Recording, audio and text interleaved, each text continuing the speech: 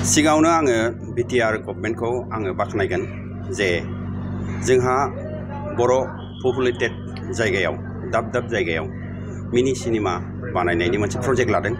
बिनि थाखाय आङो बिटिआर गभर्नमेन्टखौ आरो जोंनि प्रमद बर' सारखौ आङो गोसो गोरबोजों आङो धन्यबाद होयो। दा बाहाय नोंथांनि सोंलु बादियै आङो बेखौनो बुंगोन जे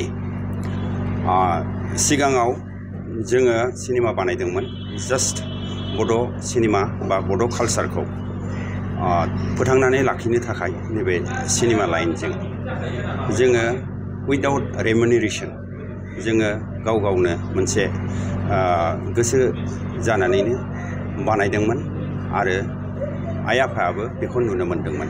थ' बाहाय गोबां बाजेट नाङामोन, खम जास्ट केमेरा, लाइट्समेन बा एडिटिं बेफोरनि थाखायल' जोङो स्पन्सर खालामोमोन। नाथाय जोंहा लाइमोनफोरनि थाखाय लाइमोन मानि आर्टिस्टफोरनि थाखाय जोंहा पेमेन्टखौनो बानायनो हायामोन। दा बेनो जे जोंहा सिनेमाखौ इन्डास्ट्रि लेभेलाव लाबोनो हाबाय। एसेबाबो जोंनि आर्टिस्टफ्रा थाइसे थाइनै खामायनो हायो।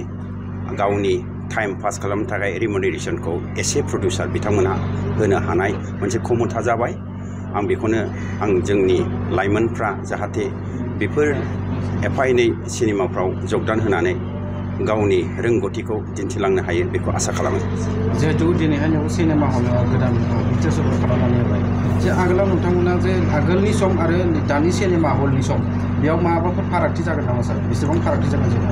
फारागा बेनो सिगांनि जोंहा गिदिर सिनेमा हल दङमोन, जेरै 1500 जन नायनो हानाय केपासिटि गंगा हल आरो 750 जन नायनो हानाय R&D सिनेमा आरो रंजालि हल 1200 जन बिथांमोनहा जिरायनानै नायनो हायोमोन। नाथाय दानिया सिस्टेमा आलादा जाबाय।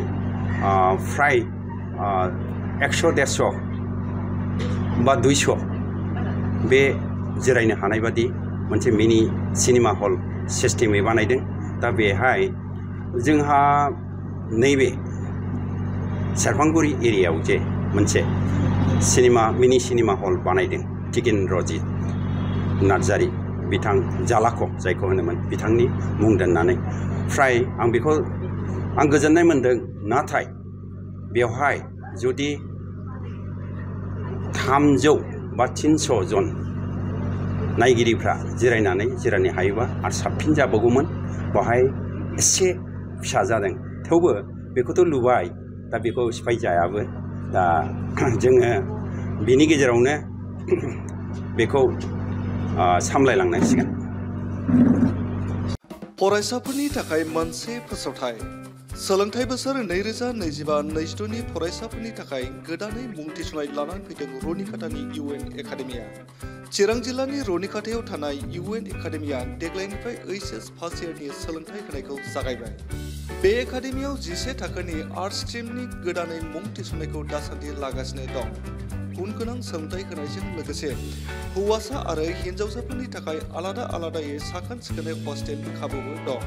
बे एकाडेमियाव मुं थिसननायनि बागै आबुं बाथ्राखौ मिथिनोब्ला नैबे मबाइल नाम्बार 9706177397 नङाब्ला 9101444619 आव थोंजोङै फोनांजाब खालामनो हागोन।